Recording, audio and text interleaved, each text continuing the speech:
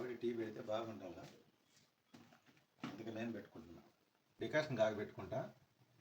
చూసారుగా, డికాషన్ ఇలా బాగా తెల్లిన తర్వాత ఇప్పుడు పోసుకోవాలి పాలు.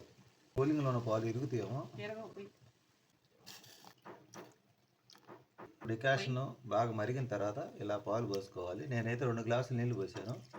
ఈ పాలు కూడా 2 గ్లాసులు ఉన్నట్టే పోసా. బాగా తెల్లేటప్పుడు అల్లం వేసుకోవాలి. 2 యాలక్కాయలు. తీయట బాగా తెల్లిన తర్వాత ఉప్పులు 2 స్పూన్లు చక్కెర అయితే వేసాను. నేను కొంచెం ఇట్లా బాగా మరగబెట్టుకోవాలండి. టీ మరిగితే టీ క్వాలిటీ బాగా వస్తుంది. చూసారా టీ రంగు ఎలా వచ్చినాయో. అల్లం టీ, మసాలా టీ.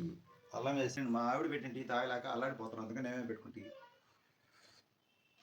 అద్భుతం, అమోఘం, నిజంగా చెప్తున్నా. మా ఆవిడ అల్లం సరిగ్గా కాగనీదు, పచ్చాసన వస్తుంది టీ పెడితే. అసలు ఎంత బాగా పెట్టుకున్నా, అంత బాగా పెట్టుకున్నా.